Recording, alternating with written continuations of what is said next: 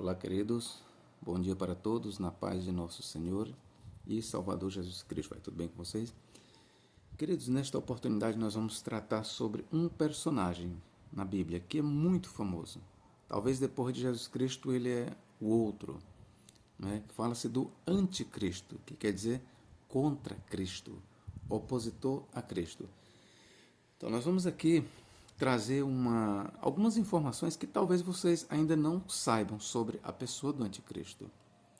Bom, e aqui a gente começa a dizer o seguinte, que a doutrina do anticristo vista nas páginas da Bíblia Sagrada, elas não são homogêneas, ou seja, a doutrina que trata sobre o anticristo, ela não é homogênea. E com isso eu quero dizer o quê? Quando nós falamos do anticristo, é comum, na maioria dos intérpretes, eles usarem vários textos que falam sobre o inimigo ferrenho de Cristo, aquele que é contra Cristo. Então, eles usam vários textos e é comum eles entenderem e repassarem para nós que em todos os textos que se entende está se falando do anticristo, esteja se falando da mesma pessoa e do mesmo tempo, da mesma época e assim por diante. Bom, eu quero dizer-lhes a partir de agora que não. A doutrina do anticristo ou sobre o anticristo e que foca o anticristo, ela passa por um processo. E eu digo um processo que eu posso lhes dizer, pelo menos um processo que talvez seja até milenar. Ou seja, o processo que eu digo é assim, a partir do momento que se começou a encarar certos textos como fazendo alusão ao anticristo, e se detecta que, por exemplo, vou dar um exemplo aqui, o livro de Daniel. Acredita-se que o livro de Daniel foi escrito no 6º século a.C.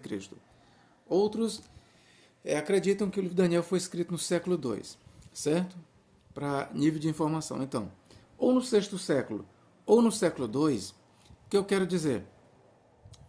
Até a formação do cânon do Novo Testamento, que se deu ali talvez no ano 100 ou um pouco depois, nós temos aí no mínimo uma distância de 300 anos. E se alguém preferir que o livro de Daniel foi escrito no ano 600 a.C., então nós temos aí então 700 anos. Desde a primeira menção clara, onde se acredita, né, que é no livro de Daniel, certo? Até o fechamento do cânon do Novo Testamento, ali por volta do ano 100, 110, 120, é conforme você preferir. Então nós temos aí então 700 anos de diferença. Há aqueles ainda que veem a pessoa do anticristo, por exemplo, ali no livro de Isaías, capítulo 14, versos 12 a 14. Por exemplo, São Cipriano, ele via ali tipo uma profecia para o anticristo, ele via ali o espírito do anticristo já trabalhando naquele ímpio. Então, de uma certa forma, ele via ali uma profecia para o anticristo. Hipólito de Roma, ele via ali o anticristo em Isaías, capítulo 14 e versos 12 a 14. Então, você veja que a ideia do anticristo, ela é muito variável. Tá certo? Mas o que eu estou trazendo para você aqui, que é como uma introdução, é te mostrando que, no geral, os intérpretes cristãos, eles veem, por exemplo, em Isaías, capítulo 14, versos 12 a 14, aqueles que entendem que é o anticristo. As passagens que falam sobre, por exemplo, Daniel 8:11, do chifre pequeno, Daniel 9:27, aquele que fará uma aliança com muitos por uma semana.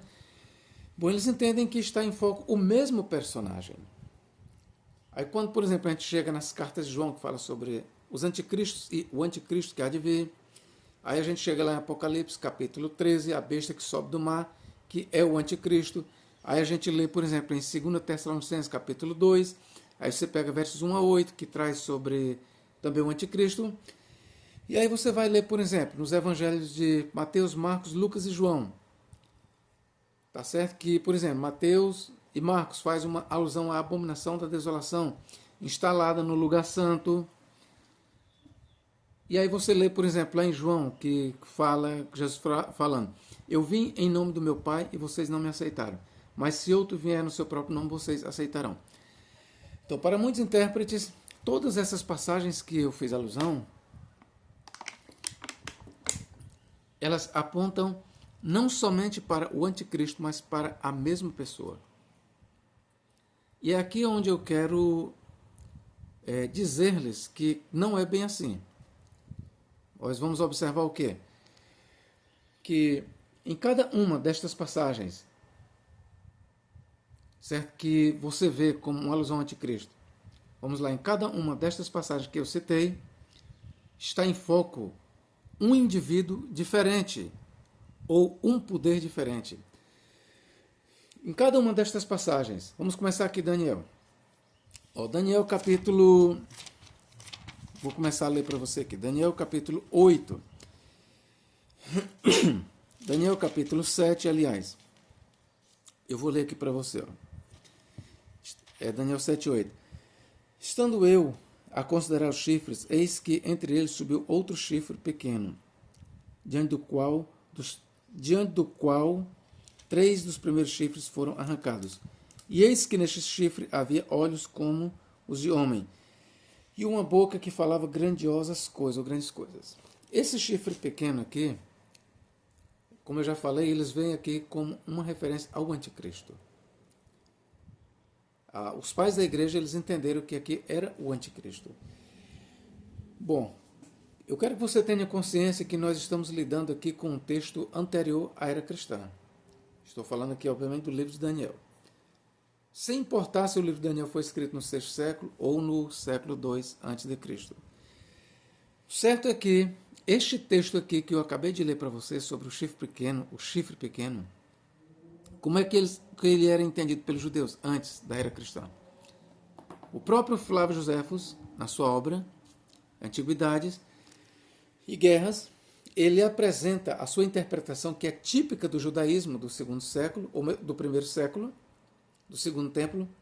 Ele diz que aqui é Antíoco IV Epífanes, em sua luta contra os judeus. Então eu quero que você entenda que antes do cristianismo surgir e dar uma reinterpretação para este texto, dizendo que aqui é o anticristo, os judeus, eles entendiam aqui como sendo Antíoco IV Epífanes. E ainda hoje, se não todos os judeus, mas grande parte dos judeus, dos intérpretes, dos exegetas judeus, eles veem aqui uma referência a Antíoco IV Epífanes, que reinou de 175 a 163 a.C. Ok? Então, Antíoco Epífanes, ele foi um grande opositor, ele era um rei seleucida, e ele lutou para destruir o povo judeu e a fé judaica. Então, quando você chega, por exemplo, nestas passagens aqui, Daniel 8:11, o que mais? E Daniel 8:21. Então estive olhando por causa da voz das grandes palavras que o chifre pequeno, que o chifre proferira. Quando você vai, por exemplo, eu já falei que é versículo 11 aqui, mais uma referência ao chifre pequeno, que é uma referência a Antíoco. Certo? Aí quando você vem, por exemplo, bem aqui em 25, versículo 25, e proferirá as palavras contra o Altíssimo, e destruirá os santos do Altíssimo, e cuidará em mudar os tempos e a lei. E eles serão entregues na sua mão por um tempo, tempos e metade de um tempo. Isso aqui são referências a Antíoco IV Epífanes, em sua luta frenética, demoníaca, para destruir o povo judeu.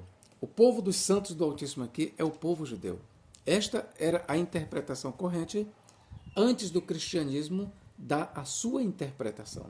E esta ainda é a interpretação advogada pelos judeus.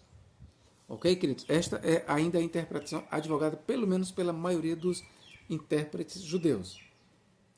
E se você me pergunta qual era o ponto de vista, então, professor, do autor sagrado, é esta que eu estou lhe dizendo. O autor sagrado, Daniel, quem escreveu o livro do Apocalipse, quem escreveu, na sua mente, o chifre pequeno aqui, ele olhava para Antíoco IV Epífanes.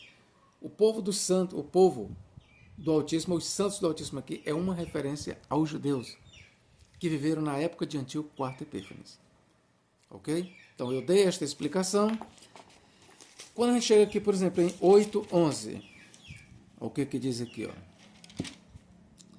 E se engrandeceu até contra o príncipe do exército, e por ele foi tirado o sacrifício contínuo e o lugar do seu santuário foi lançado por terra. Por exemplo, 8:9, melhor. E de um deles saiu um chifre muito pequeno. Mais uma vez, nós temos aqui uma alusão a Antíoco IV Epífanes. Agora, lembro aqui a vocês, estes textos aqui que eu estou falando aqui para vocês, eles foram retrabalhados pela igreja cristã. De forma que quando você chega para um exegeta cristão, ele vai ver aqui o anticristo. Isso não é só de agora. Os pais da igreja, eles viam aqui o anticristo, pelo menos a maioria dos pais da igreja. Eles viam aqui o anticristo. Ainda que eles também vissem aqui uma primeira referência a Antíoco IV Epífanes, mas era comum eles focarem a sua atenção não em Antíoco IV Epífanes, mas sim no anticristo. Aqui eles viam aqui uma dupla referência, uma dupla profecia. Para muitos dos pais da igreja, que o primeiro cumprimento foi Antíoco IV Epífanes, e o segundo cumprimento e final é no anticristo. Era assim que muitos dos pais da igreja viam, e é assim que muitos dos exegetas, ou pelo menos alguns dos exegetas atuais, eles veem. Por exemplo, Russell Norman Champlin, ele concebe, ele defende essa ideia. E o que nós temos aqui é uma dupla referência. A primeira aponta para o passado, que se cumpriu em Antíoco IV Epífanes, e a segunda ainda está no futuro. Não se cumpriu, mas vai se cumprir no verdadeiramente anticristo, certo? Por exemplo, quando nós chegamos, por exemplo, em Daniel 9:27, ele fará uma aliança firme com muitos por uma semana. Obviamente aqui a gente vê o anticristo, mas historicamente falando, aqui é a pessoa do Antíoco IV Epífanes, fazendo uma aliança com o povo judeu. A aliança esta que ele mesmo quebrou e tentou destruir o povo judeu. Suprimiu os sacrifícios, proibiu os judeus de oferecerem sacrifícios no templo, e no altar de Deus ele colocou uma porca, o que é um dos animais ou o animal mais imundo para os judeus, asqueroso, e que a lei proíbe o seu consumo, certo? Pois bem, dada esta explicação, queridos, agora eu continuo o assunto aqui, fazendo-lhes esta pergunta. O anticristo, ele é abordado nos evangelhos Mateus, Marcos, Lucas e João? Repito, o anticristo, conforme nós concebemos, um indivíduo que há de nascer, conforme a maioria concebe, e que há de se levantar contra o povo de Deus, ele aparece nas páginas dos evangelhos Mateus, Marcos, Lucas e João? Pois bem, se você pergunta para os exegetas cristãos, eles vão dizer sim. A maioria dos pais da igreja também sim. Mas, por exemplo, eu quero ler para você aqui Mateus 24:15, onde se diz que é a pessoa do anticristo. Quando, pois, virdes que a abominação da desolação de que falou o profeta Daniel está no lugar santo, quem lê, entenda. Então, para a maioria dos intérpretes, principalmente os dispensacionalistas, pré-tribulacionistas, e até mesmo, por exemplo, mesotribulacionistas, pós-tribulacionistas, para a maioria desses intérpretes, eles vão dizer que, por exemplo, Mateus 24:15, Marcos 13:14, está falando do anticristo, da pessoa do anticristo. Então eles entendem que o lugar santo aqui é o templo de Jerusalém. Então quando se lê aqui, quando, pois, virdes que a abominação da desolação de que falou o profeta Daniel está no lugar santo, que ele entenda. Então, para esses intérpretes, eles dizem que aqui nós estamos situados na metade da 70ª semana de Daniel. A abominação da desolação aqui é vista como o anticristo tomando assento no templo de Jerusalém. É assim que os dispensacionalistas encaram a questão. É assim que a maioria dos futuristas encaram a questão. Ok? Agora eu quero dizer para você o seguinte, respondendo a pergunta, mas será que nós temos aqui o anticristo? Será que o autor sagrado, Mateus, quando escreveu isso aqui, ele tinha em mente o anticristo? Não. Ele não tinha em mente o anticristo. Vamos lá. Historicamente falando, do ponto de vista de Mateus, e Marcos também, quando ele faz alusão a isso aqui, ó, Marcos 13:14, eu quero ler para você, só para ler mesmo, mas o paralelo muito idêntico. Marcos 13:14, o que diz? Ora, quando vós virdes a abominação do assolamento, que foi predito por Daniel, o profeta, estando aonde não deve estar, quem lê, entenda. Então, os que estiverem na Judéia, que fujam para os montes. Então, onde não deve estar, e Mateus diz, está no lugar santo. Então, vamos lá. Primeiro, a abominação da desolação, predita pelo profeta Daniel, conforme Mateus e Marcos, ele diz, quem lê, entenda. Eu quero dizer para você que Mateus e Marcos, eles estão reinterpretando o livro de Daniel. Por quê? A abominação da desolação no livro de Daniel é uma referência, certo?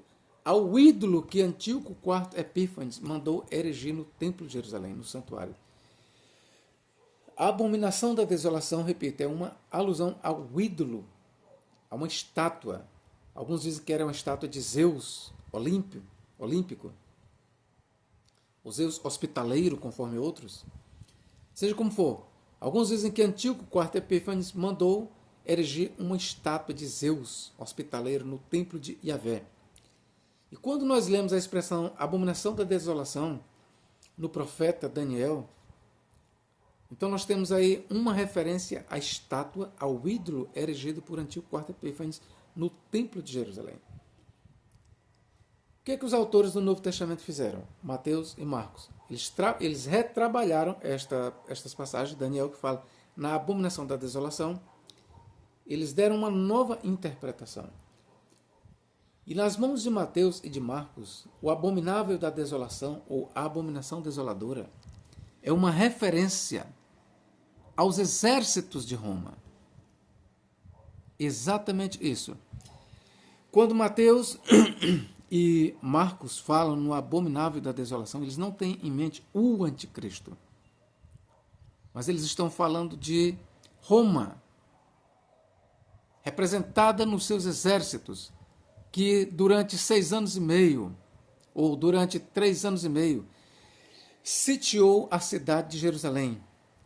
Esse sítio começou em 66 e vai até 70.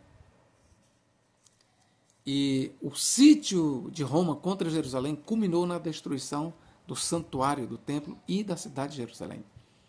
E é isso que Mateus e Marcos têm em mente quando ele diz, quando vocês verem o abominável da desolação instalado no lugar santo, quem lê entenda, ou instalado onde não deve estar, conforme Marcos.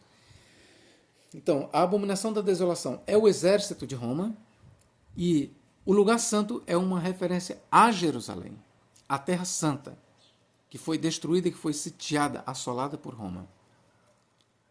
Como é que nós podemos saber disso, professor? Sim, vamos aqui para Lucas. Lucas capítulo 21, ele vai elucidar melhor. Enquanto Mateus e Marcos estão interpretando o livro de Daniel no que diz respeito à expressão abominável da desolação, Lucas, por sua vez, ele está interpretando a expressão abominação desoladora que aparece em Mateus e Marcos e substitui a expressão abominação desoladora por, vamos ver como é que ele fala aqui, Lucas 21, 20. Mas quando virdes Jerusalém cercada de exércitos, sabei então que é chegada a sua desolação. Então, quem é o exército aqui em questão que trará assolação contra a cidade sitiada que é Jerusalém? É Roma. Roma aqui representada pelos seus exércitos traz uma assolação, uma abominação contra quem? Contra Jerusalém. Então, o que nós temos aqui é exatamente a mesma referência que nós temos em Mateus 24:15 e Marcos 13:14. O que nós temos aqui, em outras palavras, é o abominável da desolação instalado no lugar santo. O lugar santo aqui é substituído por Jerusalém e a abominação desoladora é substituída pelos exércitos. Mas quando vem de Jerusalém cercada de exércitos, aqui é a abominação desoladora, o que traz assolação. Saber então que é chegada a sua desolação. Então os que estiverem na Judéia fujam para os montes, e os que estiverem no meio dela saiam, e os que nos campos não entrem nela. Então aqui eu estou lhe mostrando que a expressão abominação da desolação, na mente de Marcos, Mateus e Lucas, não faz referência a um indivíduo, mas sim a um poder. E o poder em questão, que Mateus e Marcos chamam de abominação desoladora, ou abominável da desolação, esse poder em questão, Lucas chama de os exércitos, e estes exércitos são os exércitos de Roma. Então o poder em questão aqui é Roma, que traz uma grande destruição contra Jerusalém, ok? Em resumo, nós não temos nenhuma referência a um anticristo pessoal em Mateus. Nós temos sim. Nós temos referência a vários anticristos, bem como a vários falsos profetas. Vou aqui mostrar aqui para vocês. Ó. Mas tudo dentro do cenário judaico. Certo? Vamos aqui. Ó. Mateus capítulo 24. E o que diz aqui? Ó? Mateus 24. Eu sei que em algum momento aqui ele diz aqui, ó. Haverá falsos cristos e falsos profetas, e enganarão a muitos. Tá certo? E enganarão a muitos. Deixa eu ver se eu encontro bem aqui, ó. Vamos lá. 24, 11. Surgirão muitos falsos profetas e enganarão a muitos. Certo? Em outro momento ele diz que surgirão, ó, muitos falsos cristos e muitos falsos profetas. Então, no Evangelho de Mateus, bem como em Marcos e Lucas, não se fala apenas em um anticristo, mas em anticristos e também em falsos profetas. Com isso eu quero lhe mostrar que a teologia primitiva a respeito do anticristo, que aparece em Mateus, Marcos e Lucas, não fala apenas de um anticristo, mas de muitos anticristos e muitos falsos profetas, operando sinais, que se possível enganariam até os escolhidos. E todos estes anticristos e falsos profetas, que virão operando sinais e maravilhas de engano, eles são exatamente oriundos da nação de Israel. Que você guarde bem isso. Todos os falsos cristos e falsos profetas que aparecem no livro de Mateus, Marcos e Lucas, eles são oriundos da nação de Israel. Eles são judeus que virão se passando por Cristo e que virão também se passando pelo verdadeiro profeta. Daí são chamados falsos cristos e falsos profetas. Então, guarde bem esta informação. Nos evangelhos Mateus, Marcos e Lucas, nós não temos rigorosamente o anticristo, mas nós temos pseudocristos, falsos cristos e falsos profetas. Então, a teologia mais primitiva, que fala sobre os inimigos da igreja, os inimigos de Cristo, fala em falsos cristos e falsos profetas, não precisamente em um anticristo. Tá certo? Aí você pergunta, mas professor, não aparece o anticristo em Mateus, Marcos e Lucas? E se eu lhe disser que aparece? Embora Mateus, Marcos e Lucas não usem o termo anticristo. Professor, quem é o anticristo? Então, o anticristo, para começar, é uma nação. O anticristo é um poder. O anticristo que é apresentado nas páginas de Mateus, Marcos e Lucas é um poder, é uma nação. Quem é esta nação? É a nação de Israel. Basta você fazer uma leitura atenciosa para você descobrir que o anticristo, e que não é alguém do futuro. A nação de Israel, a teologia mais primitiva, apresenta o anticristo, aquele que é contra Cristo, contra o povo de Deus, contra a igreja, como sendo a nação de Israel. Quando você vai ler o livro de Atos, quem é que se levanta contra Cristo, contra a igreja? É a nação de Israel. Então a nação de Israel, ela faz o papel de anticristo, ali nos primórdios do cristianismo. Ali nos tempos do Atos dos Apóstolos, ali, pelo menos antes do apóstolo Paulo vir com a sua doutrina, para os cristãos, o anticristo, ele era a nação de Israel. E qualquer anticristo, o indivíduo que se levantasse sendo anticristo, era proveniente da nação de Israel, e não de fora. mas proveniente da nação de Israel. Ok? Então vamos lá, queridos. Quando nós chegamos no Evangelho de João, parece que João 5,43, eu vim em nome do meu Pai, vocês não me receberam, mas se outro vier no seu próprio nome, vocês hão de receber.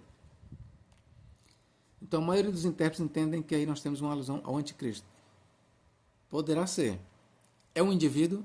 Sim, eu também vejo que ali João está falando de um indivíduo.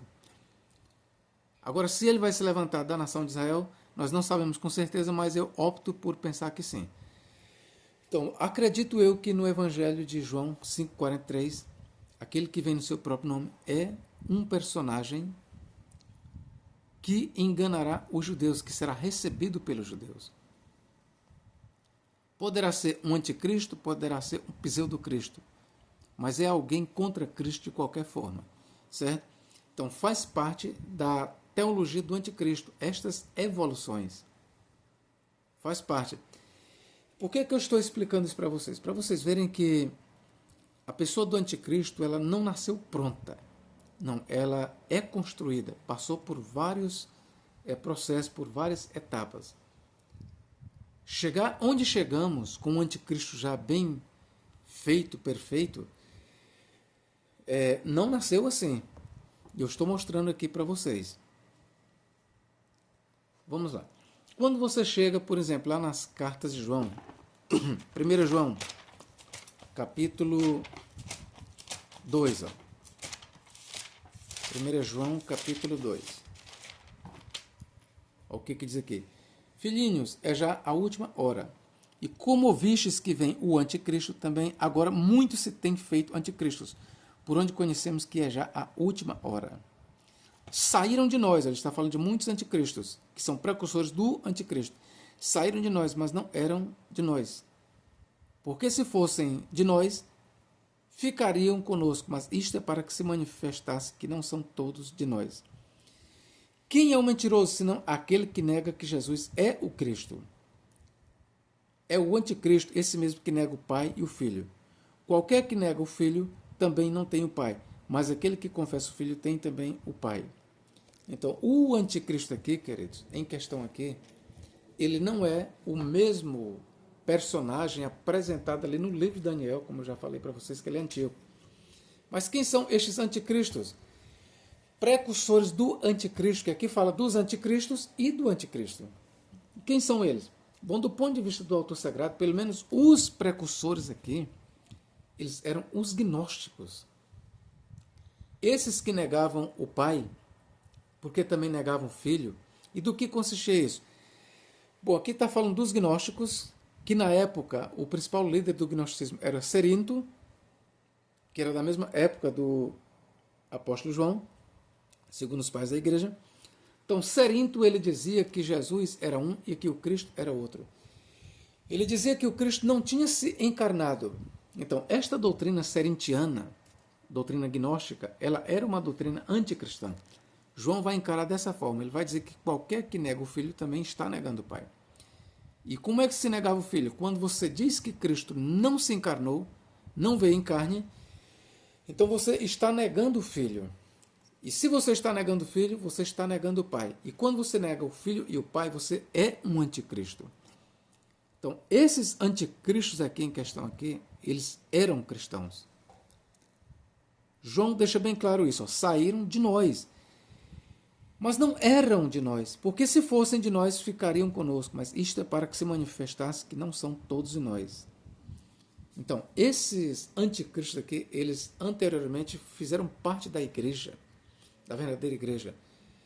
Mas então eles começaram a desenvolver esta doutrina de que Cristo não havia se encarnado. E eles fizeram uma divisão e uma distinção entre Cristo e Jesus. Para eles, Jesus sim era um homem, como qualquer outro, nascido de pai e mãe. E Cristo não nasceu. Cristo apenas tomou posse, se apossou do corpo de Jesus. E quando Jesus ali na cruz morreu, quando ele diz, Deus meu, por que me desamparaste? Existe até um evangelho gnóstico chamado Evangelho de Pedro que diz, minha força, por que me deixaste? Então aí é uma doutrina gnóstica. Os gnósticos explicavam o seguinte, que naquele momento da morte de Cristo, o Cristo estava saindo, estava abandonando o corpo do homem Jesus. O Cristo voltou para onde primeiro ele estava, e deixou morrer apenas ali o homem chamado Jesus. De sorte que eles negavam não somente o nascimento de Cristo, mas a morte e a ressurreição de Cristo. E aí onde está a questão? A nossa salvação ela depende do nascimento, da morte e da ressurreição de Cristo. E se você nega a encarnação de Cristo, se você nega que Cristo é Jesus, e se você nega que Cristo se encarnou, você está negando a salvação. Porque a salvação ela é baseada no nascimento, na morte e na ressurreição de Jesus Cristo. Tem outros pontos, mas eu estou trabalhando por enquanto esses 3 apenas. Certo? A nossa salvação ela está garantida no nascimento, na morte e na ressurreição de Cristo. E estas 3 coisas, Cerinto, os gnósticos, eles negavam. Eles negavam o nascimento de Cristo, a morte de Cristo e a ressurreição de Cristo. Certo? Eles negavam isso. Então vamos lá. Eu estou dizendo então que o anticristo, nas páginas aqui da carta de João, esse anticristo necessariamente ele deverá ser um gnóstico. Quem escreveu a epístola de João, ou as epístolas, que ele mesmo se diz João, e a tradição diz que foi o apóstolo João, então, quem escreveu a epístola de João, a segunda, ele esperava que os anticristos, ele via os gnósticos como sendo os precursores do anticristo e, consequentemente, com certeza, ele via o anticristo como sendo levantado do meio do gnosticismo. E a obra principal do anticristo, na visão de 2 João, era negar a encarnação do Cristo. A obra principal do anticristo, e é aqui que aparece, por exemplo, na carta de João, onde eu estou lendo, pela primeira vez, aparece literalmente a palavra anticristo, no grego anticristos. Pela primeira vez a palavra anticristo aparece aqui na carta de João. E, aliás, se não me falha a memória, é só na epístola de João, na segunda e na terceira epístola. Primeira epístola de João e a segunda epístola de João aparece a expressão anticristo. Tirando daqui, nós não temos outra vez a palavra anticristo. O que nós temos, por exemplo, em Mateus, Marcos e Lucas, nós não temos a palavra anticristo, nós temos pseudocristos, ou seja, falsos cristos. Ou falso Cristo, certo? Aqui não, nós temos anticristos, aquele que é contra Cristo.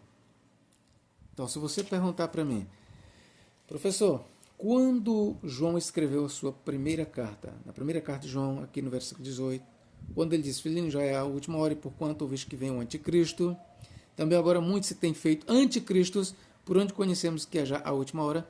Professor, quem é que ele tinha em mente aqui? Nos anticristos, nos precursores, ele tinha em mente os gnósticos. Ele estava falando com os gnósticos.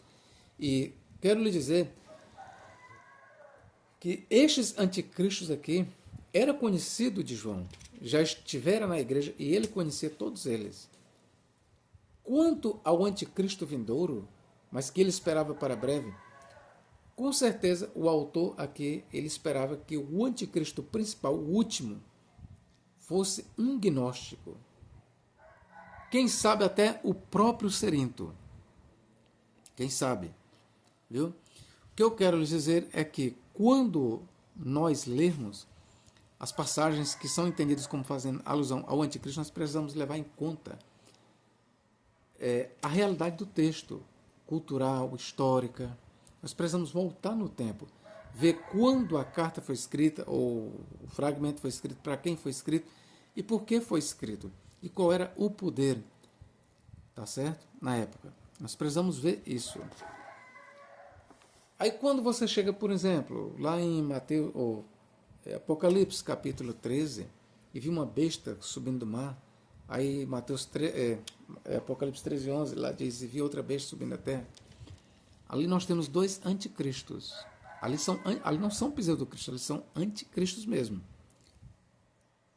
Anticristos. É claro que em relação ao falso profeta está escrito pseudoprofetes, falso profeta. Então ele é um embusteiro, ele é um enganador. Ele vem se passando como o verdadeiro profeta. Mas ele não vem dizendo que é o Cristo, ele vem dizendo que é o profeta da escatologia judaica. E a besta subida do mar, ela tem um duplo simbolismo, aponta para o Império Romano, para Roma, mas o seu foco principal é um indivíduo, o imperador. E quem é esta besta saída do mar no livro do Apocalipse? É o imperador Nero César, certo? Como professor, exatamente o anticristo ali, focado pelo autor sagrado, é o imperador Nero Kaiser, cujo valor numérico é 666. Quando o autor diz, quem tem sabedoria, atente para isso. Está bem aqui, ó. Quando o autor diz bem aqui, ó, Apocalipse 13:8. 13:18, aliás. Ó. Aqui é a sabedoria, aquele que tem entendimento calcule o número da besta. Aqui é o anticristo, porque é o número de um homem, e o seu número é 666. 666 corresponde, esse valor corresponde ao nome Neron Kaiser. Neron Kaiser. Corresponde em grego 666. Então, quando o autor dá o valor numérico do nome do anticristo e ele diz 666, na época em que o Apocalipse foi escrito, a gente entende que ele está falando do imperador Nero César. O livro do Apocalipse foi escrito no final do primeiro século, talvez no ano 96, no ano 100. Tá certo? A tradição diz que foi escrito nos tempos de Domitiano. Ok? Certo é que o livro do Apocalipse ele é muito tardio. Ele foi escrito talvez no ano 95 para 100. Há alguns que botam até para mais de 100. Seja como for, a referência aqui ao anticristo, o autor tinha em mente Nero César. Mas você pergunta, mas professor, mas como assim? Nero já tinha morrido em 68. Exatamente, e é isso. Nero tinha morrido em 68. E para o autor sagrado, o anticristo, quando ele escreveu o livro do Apocalipse, o anticristo estava no Hades, ou seja, já estava morto. O Apocalipse 11:7. Ó. E quando acabar o seu testemunho, a besta, que é o anticristo, ó, que sobe do abismo, o abismo aqui é uma referência ao Hades, que sobe do abismo, lhes fará guerra e os vencerá e os matará. Ó, para o autor sagrado, o anticristo ele já estava no Hades, estava morto. Se estava morto, é porque era alguém que já tinha vivido. Então, a primeira referência que o autor sagrado aqui do Apocalipse faz ao anticristo, ele mostra que o anticristo é alguém que está morto. Quando ele escreveu o livro do Apocalipse, o anticristo já estava morto. Se estava morto, é alguém que já teve passagem aqui na Terra.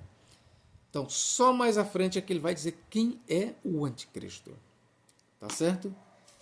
Por exemplo, bem aqui em Apocalipse 13, verso 2, é o que ele diz aqui. Ó. E a besta que vi era semelhante ao leopardo. A besta aqui é o Império Romano. E os seus pés como os de urso, e a sua boca como boca de leão. E o dragão deu-lhe o seu poder e o seu trono e grande poderio. Ó, e vi uma de suas cabeças. Lembre-se que a besta tinha 7 cabeças. A besta, quando apresentada com 7 cabeças, aponta para o Império Romano. Certo? Então lembre-se disso. A besta, quando desenhada com 7 cabeças e 10 chifres, apresenta o Império Romano, não o Anticristo, mas o Império Romano anticristão. E vi uma de suas cabeças como ferida. Agora, as cabeças aqui são indivíduos, são imperadores do império. E vi uma das suas cabeças como ferida de morte. Ó, o simbolismo da cabeça ferida de morte aqui aponta para a morte desta cabeça.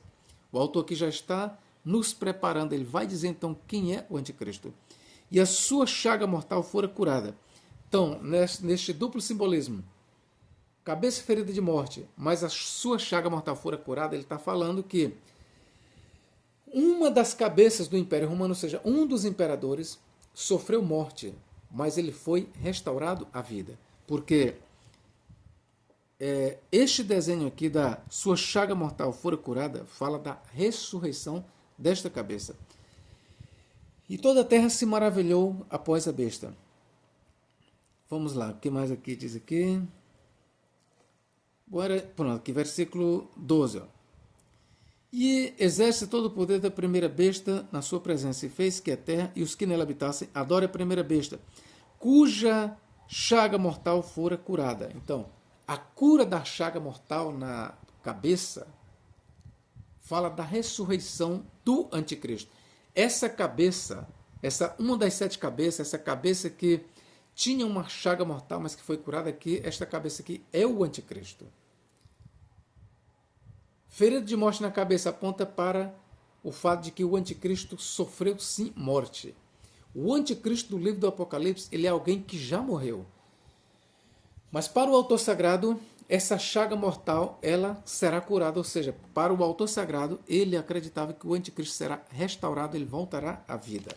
Ok? Então vamos lá. Apocalipse capítulo 17 e verso 8. Olha o que diz aqui, ó.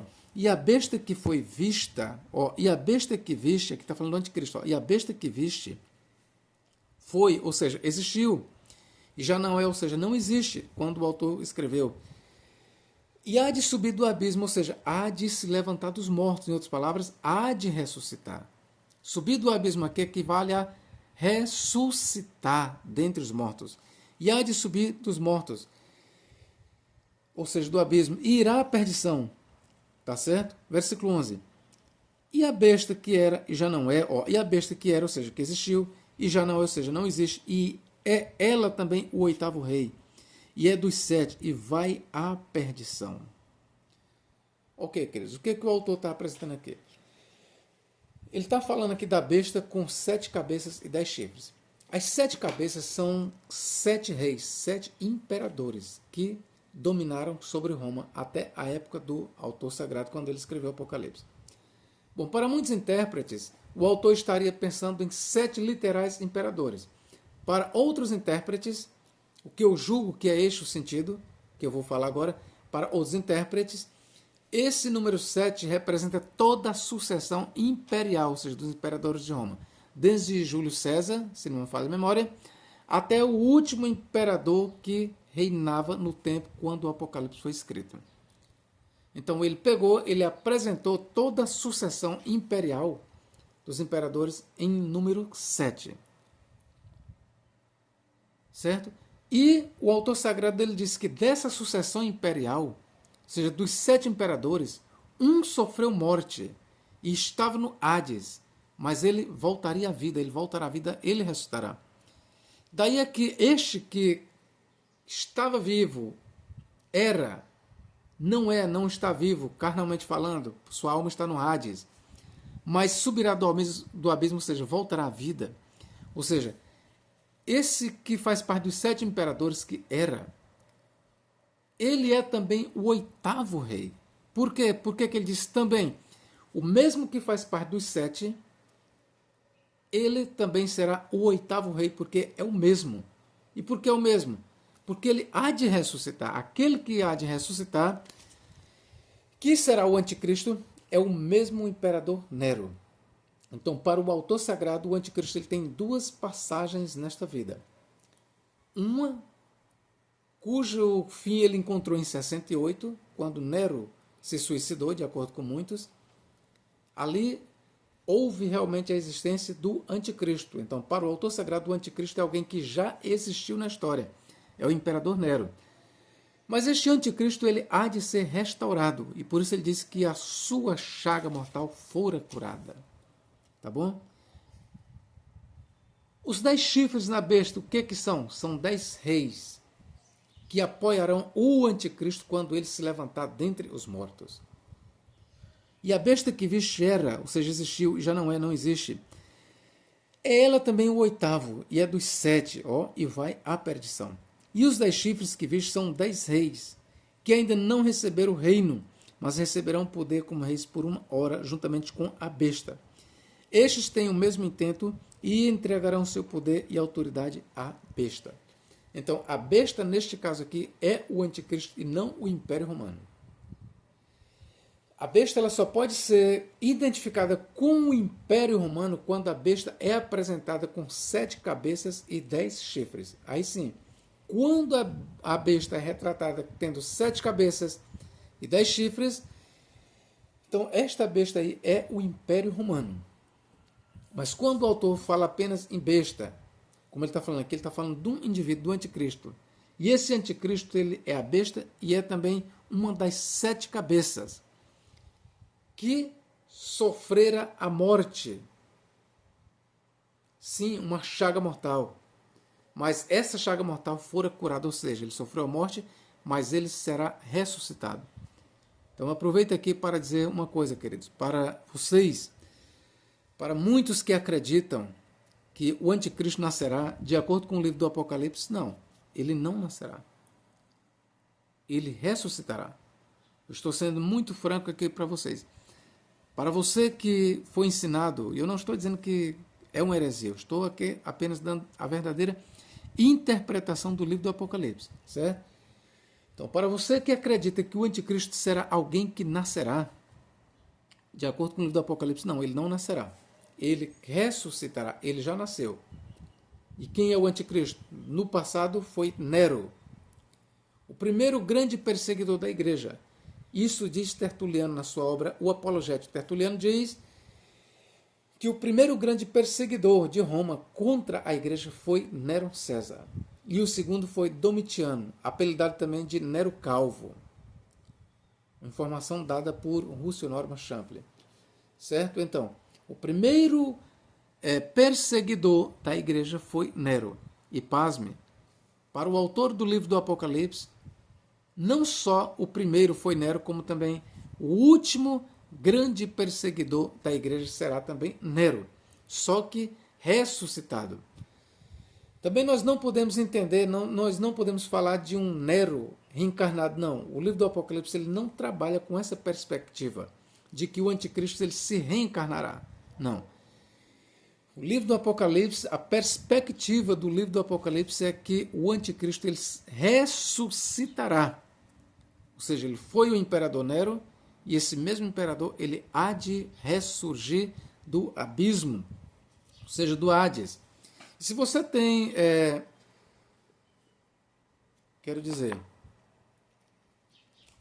se você tem dúvidas que o abismo aqui é o Hades, o lugar das almas dos mortos, eu quero lhe convidar bem aqui para ler aqui Romanos.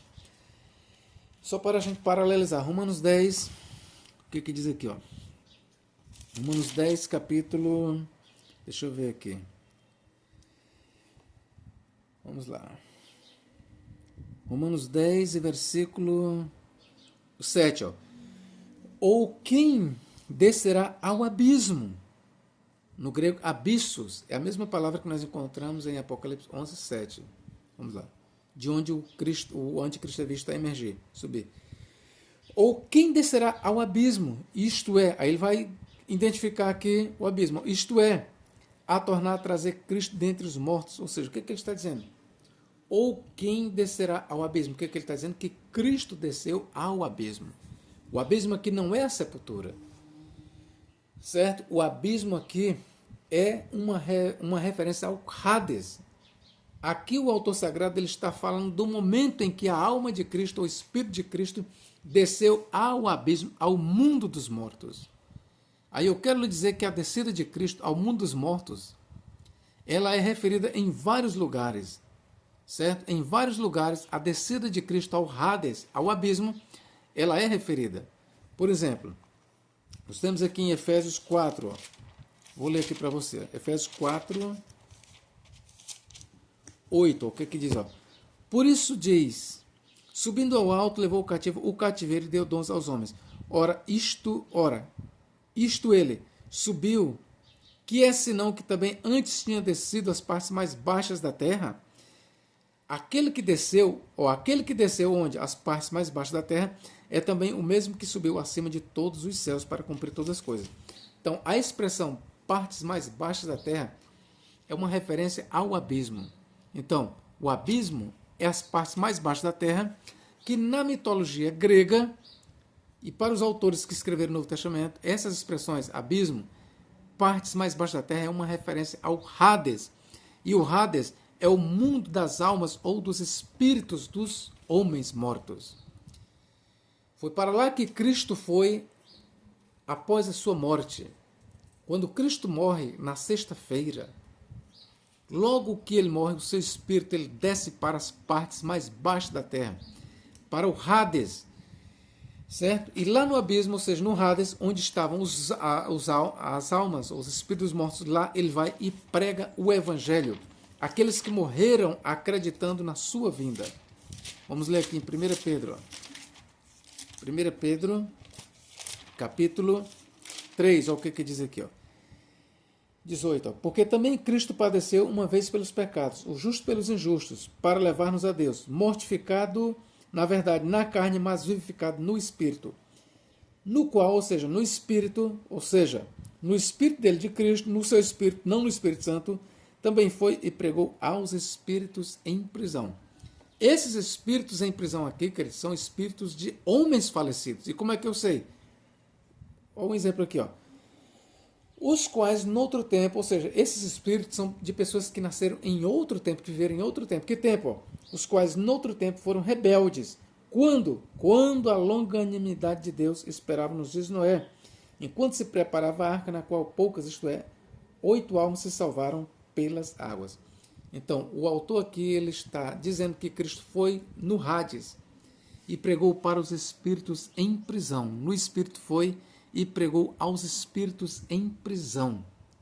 Equerisso, pregou, equerisso, pregou aos espíritos em prisão. E ele vai identificar estes espíritos em prisão com aqueles que morreram nas águas do dilúvio.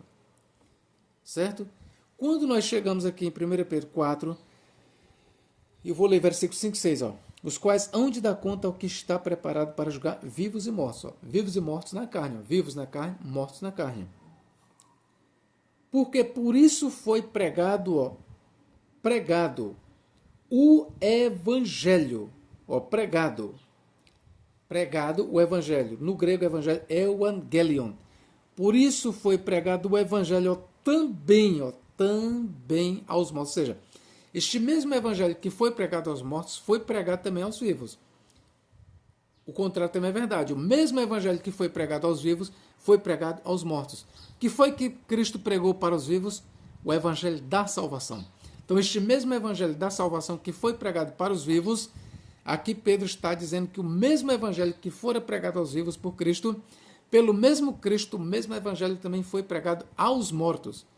Então, o evangelho fala de boas novas de salvação. Porque por isso foi pregado o evangelho também aos mortos, para que, na verdade, fossem julgados segundo os homens na carne, mas vivessem segundo Deus em espírito. Então, o objetivo da pregação aqui é para que os mortos passassem a ter vida segundo Deus em espírito. Ok, queridos? Então, eu aproveitei aqui para trazer também essa questão da descida de Cristo ao Hades, e aproveito aqui para dizer que não é verdade aqueles que dizem, não estão com a verdade, que dizem que uma pessoa quando morre está em sono, não sabe de nada, não. Essas passagens que eu li aqui mostram claramente que Cristo foi ao mundo dos mortos e pregou para os espíritos em prisão, para os mortos. Logo, se ele pregou para os mortos têm consciência e sabem de tudo que está ocorrendo lá, certo? Tem lembrança e sabe. Então vamos lá, eu provei aqui para você que o abismo de Romanos 10, 7, 8, que Cristo desceu, é o Hades. E provei que Cristo no Hades pregou os espíritos em prisão. Logo, sendo o abismo o local onde Cristo desceu, sendo o Hades, o mesmo abismo que está conectado ao anticristo no Apocalipse é o Hades. Então, o que eu estou dizendo para você é que, para o autor do Apocalipse, o anticristo, ele é alguém que já viveu, o que ele identificou pelo valor numérico do nome, 666 para ele. É o imperador Nero, o anticristo.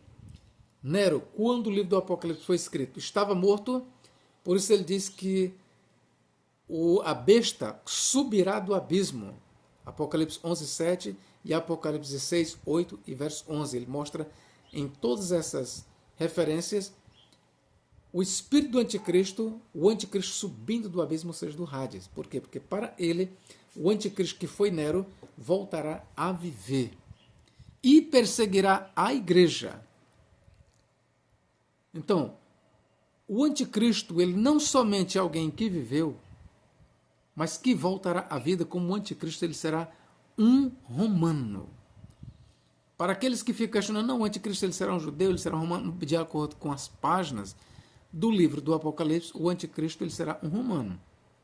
Bom, a segunda besta saída da terra poderá ser um judeu, porque ele virá se passando pelo verdadeiro profeta, pelo profeta escatológico, pelo profeta anunciado por Moisés. Daí o autor do Apocalipse ele diz pseudoprofetês, ou seja, falso profeta. Por que ele chama ele de falso profeta? Porque ele virá se passando pelo profeta anunciado por Moisés. Eis que levantarei do meio de vossos irmãos um profeta semelhante a mim, a ele ouvireis. Então a tradição judaica diz que este profeta ele há de vir nos últimos dias. Assim como também há de vir nos últimos dias o Cristo. Assim como há de vir também nos últimos dias Elias, o profeta, ou o grande sacerdote, conforme a tradição judaica. Ok, queridos? Então eu dei estas explicações aqui, eu espero ter lhes ajudado.